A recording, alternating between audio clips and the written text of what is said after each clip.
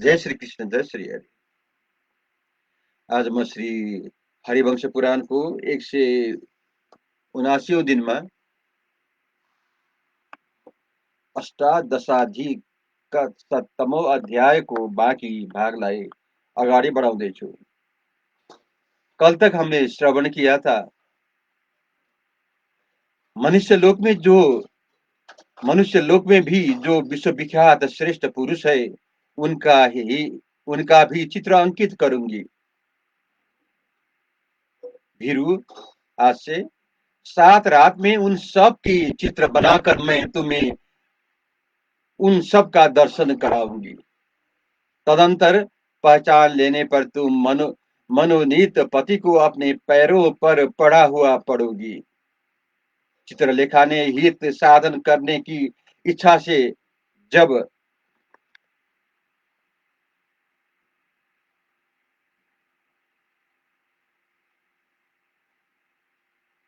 पूर्वोक्त बात कही तब उषा अपनी प्यारी सखी चित्रलेखा से बोली, अच्छा ऐसा ही करो।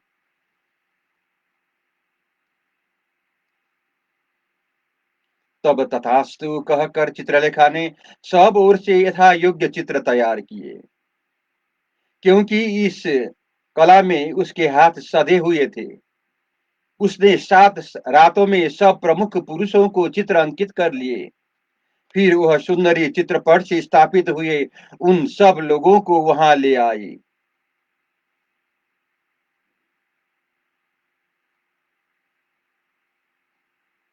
चित्रपट से स्थापित हुए उन सब लोगों को वहां ले आई।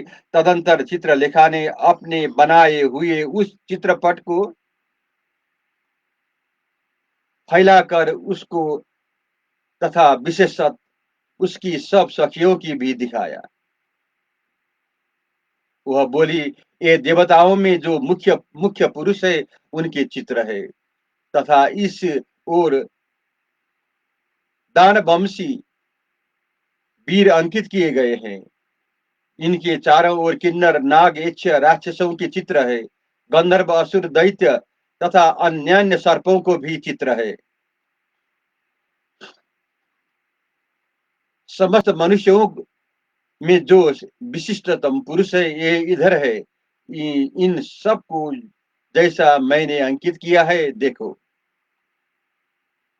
सखी, जो तुम्हारा पति है और उसका जैसा रूप है वो सब मैंने अंकित किया है। तुमने स्वप्न में जिसे देखा है उसे इस चित्रपट में पहचानो। तब मतवाली सी प्रतीत होने वाली उषा ने क्रमशः एक उन सब को देखकर देवता दानव गंधर्व और विद्याधर गणों को लांग कर समस्त यदुवंशियों तथा यदुनंदन श्री कृष्ण को देखा। वही अनिरुद्ध का चित्र देखकर उसके नेत्र आश्चर्य से खिल उठे और वह चित्रलेखा से बोली, सखी, यही वह चोर है जिसने अट्टालिका पर सोते समय पहले स्वप्न में आकर मुझे दूषित किया था। इसके रूप को तो मैं खूब पहचानती हूँ, परंतु यह रति चोर कहाँ से आया था यह नहीं जान सकी। शोभने, चित्र लेखे लेखे तुझे इसका ठीक ठीक परिचय दो भामिनी। इन चोर महोदय का कुल शील अभिजन और नाम क्या है, यह सब जान लेने के पश्चात मैं अपने इस व्यर्थ का निश्चय करूंगी। चित्रलेखा बोली, विचार विशाल लोचने, ये तुम्हारे पति साक्षात त्रिलोकीनाथ बुद्धिमान भगवान श्री कृष्ण के पोते हैं और प्रद्युम्न के पुत्र हैं। इनका पराक्रम बड़ा भयंकर है। पराक्रम में इनकी समानता करने वाला तीनों लोक में कोई नहीं है। इस पर्वतों को भी उखाड़ कर उस पर्वतों द्वारा ही शत्रु का संहार कर सकते हैं। तुम धन्य हो, तुम पर देवी का बड़ा अनुग्रह है जिसे तुम्हारे लिए पार्वती जी ने परम योग्य यदुकुल तिलक अनिरुद्ध को पति के रूप में प्रदान किया है। इनके पूर्वज श्रेष्ठतम पुरुष है। उषा बोली, बरान ने, विशाल लोचन है, तुम ही इस कार्य को करने की योग्य हो। मुझे तुम्हारे सिवा दूसरा कोई सहारा नहीं मिल सकता। तुम मुझ अशरण को शरण देने वाली बनो।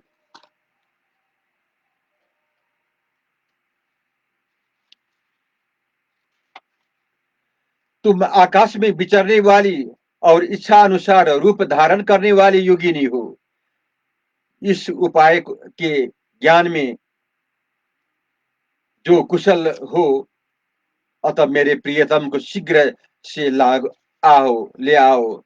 भीरु सुंदरी, मुझे प्रिय समागम का सुख कैसे मिले, इस पर भली भांति तर्क वितर्क करके कोई ऐसा उपाय सोचो जिससे सफल मनोरम होकर लौटो। जो आपातकाल में मित्र हो उसी मित्र की विद्वान पुरुष प्रशंसा करते हैं। सुश्रोणी, मैं काम से पीड़ित हो रही हूँ, तुम मेरे प्राणों को रक्षा करने वाली बनो।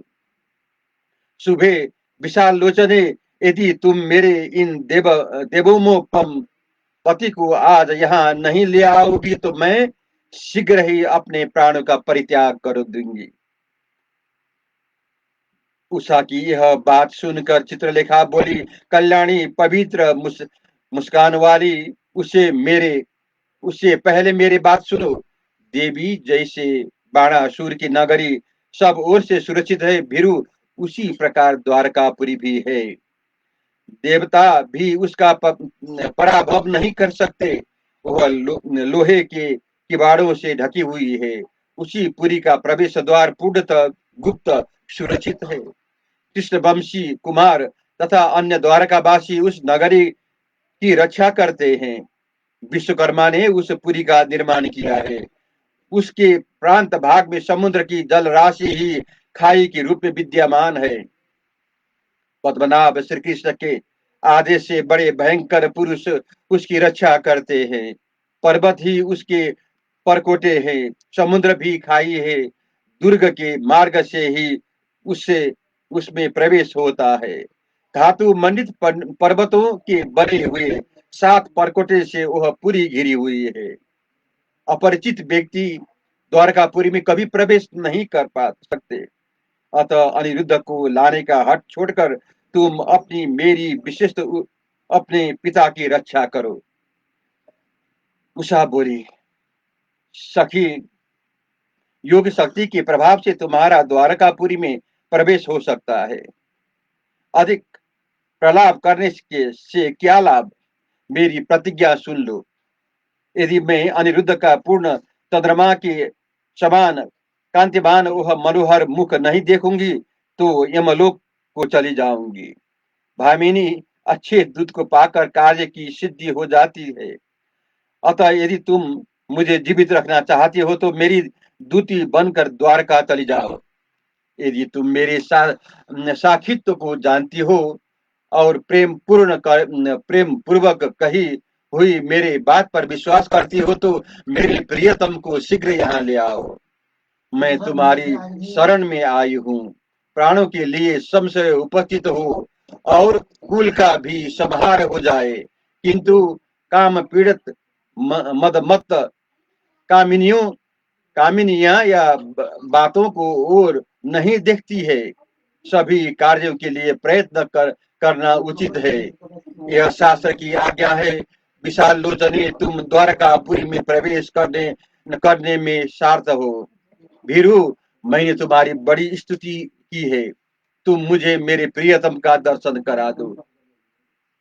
चित्रलेखा बोली, सखी, तुम्हारे अमृतोपम वचनों द्वारा मेरी इस प्रकार से स्तुति की गई है। तुम्हारे इन प्रिय एवं मनोरम वचनों को मुझे इस कार्य के लिए उद्योग करने के विवश कर दिया है। भीरू, यह देखो, अब मैं शीघ्र ही द्वारकापुरी जाती हूँ। आज तुम्हारे पति वृष्णि वंशा तमस महाबाहु अनिरुद्ध को मैं द्वारकापुरी में प्रवेश करके ले आऊंगी।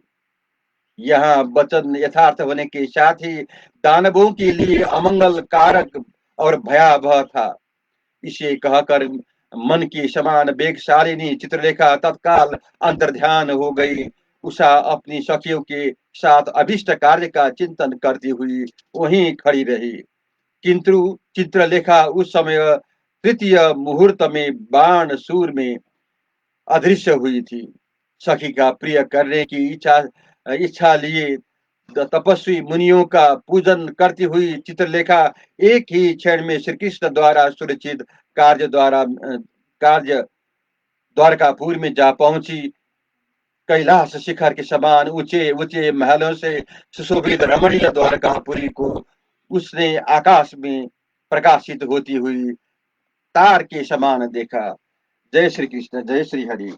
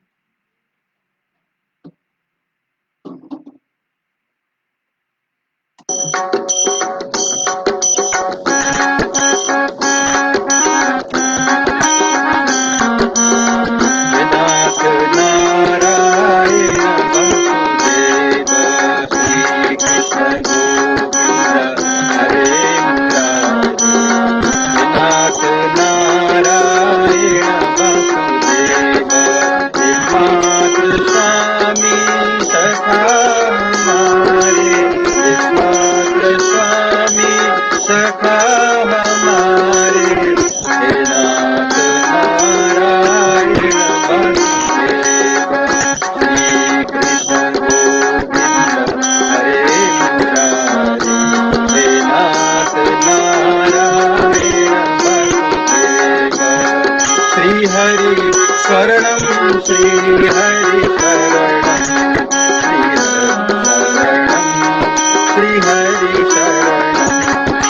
हरि शरणं प्रभु हरि शरणं श्री हरि शरणं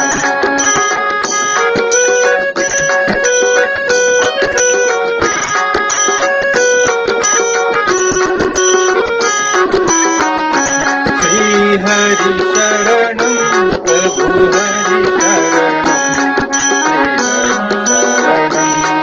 श्री हरि शरणं। जय श्री कृष्ण, जय श्री हरि।